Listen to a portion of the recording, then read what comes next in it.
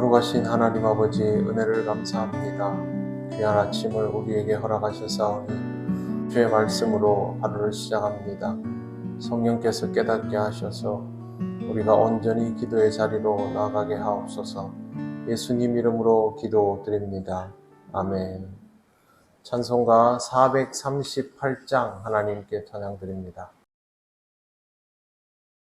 내 영혼이 은총 입어 중한 죄지 벗고 보니 슬픔 많은 이 세상도 천국으로 아하도다.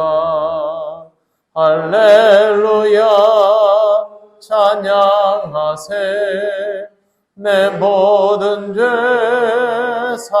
사함받고 주 예수와 동행하니 그 어디나 하늘나라.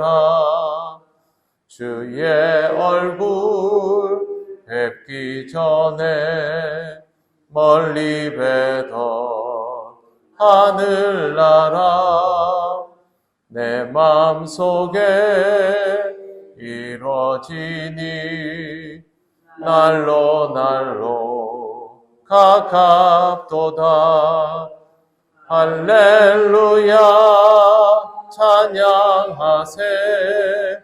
내 모든 죄 사함받고 주 예수와 동행하니 그 어디나 하늘나라. 높은 산이 거친 들이 초막이나 궁궐이나 내 주 예수 모신 곳이 그 어디나 하늘나라. 할렐루야 찬양하세. 내 모든 죄 사함받고 주 예수와 동행하니 그 어디나 하늘나라. 아멘. 하나님 말씀 누가복음 1장 71절에서 75절까지입니다. 한 절씩 교독하겠습니다. 우리 원수에게서와 우리를 미워하는 모든 자의 손에서 구원하시는 일이라.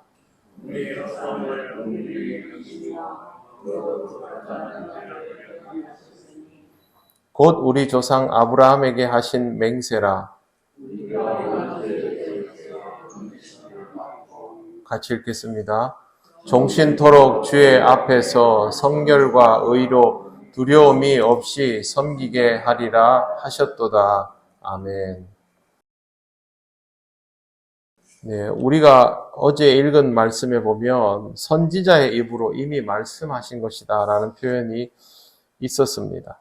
하나님께서는 이 경로 저 경로를 통하여 하나님께서 하시는 일에 대해서 항상 말씀하여 주십니다만 백성은 여러 가지 이유로 이 말씀을 제대로 기억하지 않은 채로 살아갑니다.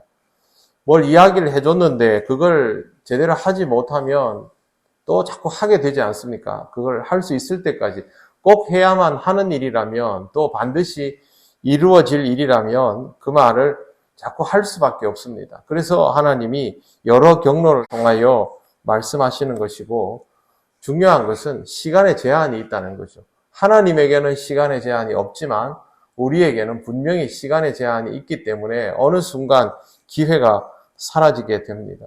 그래서 하나님께서 주시는 말씀을 우리는 매번 소중한 기회로 알고 들을 수 있어야 합니다. 71절에는 아주 중요한 내용이 있습니다. 우리의 원수에게서와 우리를 미워하는 모든 자의 손에서 구원하시는 일이라. 이 말씀을 보면 단순히 우리가 원수의 압제에서 벗어나겠구나라는 생각을 하기가 쉽습니다. 유대인들에게 이 말씀이 들려졌을 때 유대인들은 제일 먼저 로마를 떠올렸을 수도 있습니다. 아니면 유대에서 로마에 대해서 저항하는 사람들, 또 혹은 헤롯에 대해서 저항하는 사람들, 이런 부류의 사람들이라면 그들을 떠올릴 텐데요. 하나님의 말씀은 유대인들을 로마의 압제에서 구출하는 그런 식의 이야기가 전혀 아닙니다. 그렇다면 이 말씀의 답을 어디에서 찾아야 할까요? 먼저 우리의 구원이 무엇에 대한 구원인지부터 확인을 해야 됩니다. 너무도 잘 알고 있는 것처럼 우리의 구원은 죄와 사망으로부터의 구원이죠. 그렇다면 이 구원을 방해하는 자가 우리의 원수가 되니까 결국 본문이 말하는 우리의 원수는 로마나 다른 강대국들이 아니라 마귀 사탄입니다. 그리고 마귀 사탄의 하수인이 되어 있는 사람들은 하나님을 믿는 자를 미워하게 되어 있지요. 그들이 또 우리를 미워하는 자들입니다. 하나님의 구원은 너무도 당연하게 죄와 사망에 관한 것입니다. 이 부분을 오해하게 되면 우리도 모르는 사이에 죄와 구원의 문제에 집중하지 못하고 다른 것에 신경을 쓰게 됩니다. 71절을 읽으면서 우리의 원수가 누구인가, 나를 미워하는 사람이 누구인가를 생각하려는 이유가 바로 여기에 있습니다. 신앙생활을 처음부터 죄와 구원의 문제로 받아들이는 사람은 별로 없습니다만 결국에는 죄와 구원의 문제로 귀결이 되어야 합니다.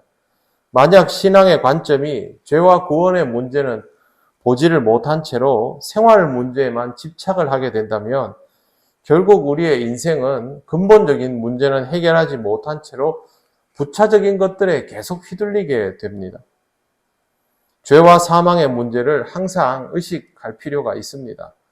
죄로 인하여 죽을 수밖에 없다라는 것 때문에 공포감을 가지고 살아라는 것이 아니라 우리에게 있어서 근본적인 부분이 바로 이 부분이다라는 것을 잊지 말아야만 오늘 말씀을 보면서 당장 이 부분들이 생각이 납니다. 제가 오늘 여러분에게 설명드리기 전에 아무 생각 없이 그냥 71절을 봤다고 생각해 보십시오. 그냥 우리가 살아가면서 나를 힘들게 하는 사람들, 나를 어렵게 하는 사람들, 거기에서 하나님이 나를 해방시켜 줄 것이다. 그것만 생각할 가능성이 아주 높습니다. 물론 그 부분도 하나님께서 우리의 삶에 해결을 주십니다. 그건 그 사람들을 제거해서 주시는 것이 아니라 내가 구원받은 자로서 하나님의 자녀로서 살아가면서 내 내적인 견고함으로 인하여 그것이 문제가 되지 않도록 하시는 경우가 훨씬 더 많지요. 하나님께서 우리를 어떤 식으로 대하는지를 잘 기억해 두어야 합니다. 사가랴는 이런 내용을 아주 일목요연하게 말하며 예언합니다. 72절 보십시오. 우리 조상을 긍휼히 여기시며 그 거룩한 언약을 기억하셨으니 곧 우리 조상 아브라함에게 하신 맹세라 종신토록 주의 앞에서 성결과 두려움이 없이 섬기게 하리라 하셨도다. 74절에는 하나님의 신실하심에 무슨 목적이 있는지를 말하고 있습니다. 종신토록 주의 앞에서 성결과 두려움이 없이 섬길 수 있도록 주의 앞에서의 성결, 두려움 없이 섬김, 이 두 개를 잘 보아야 합니다.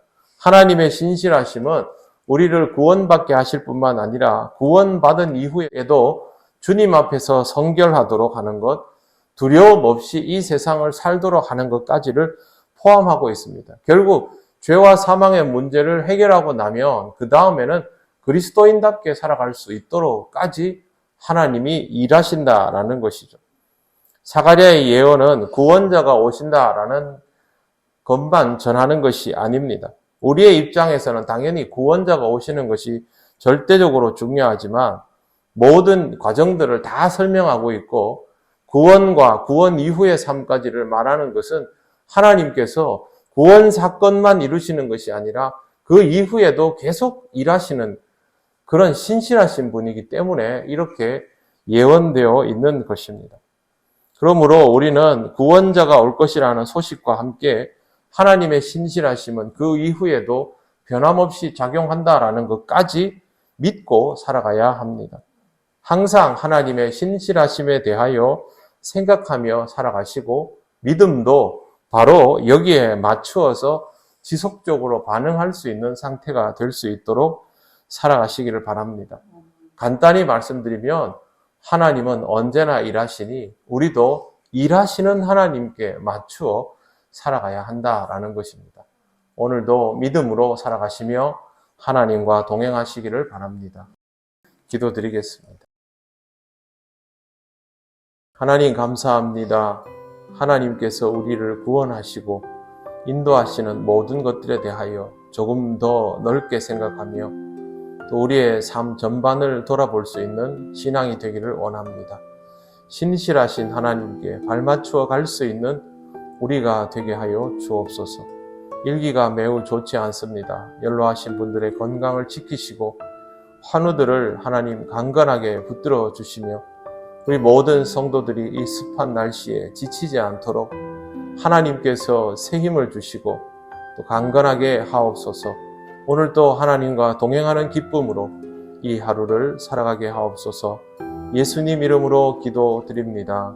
아멘. 하늘에 계신 우리 아버지, 아버지의 이름을 거룩하게 하시며 아버지의 나라가 오게 하시며 아버지의 뜻이 하늘에서와 같이 땅에서도 이루어지게 하소서. 오늘 우리에게 일용할 양식을 주시고 우리가 우리에게 잘못한 사람을 용서하여 준 것 같이 우리 죄를 용서하여 주시고 우리를 시험에 빠지지 않게 하시고 악에서 구하소서. 나라와 권능과 영광이 영원히 아버지의 것입니다. 아멘.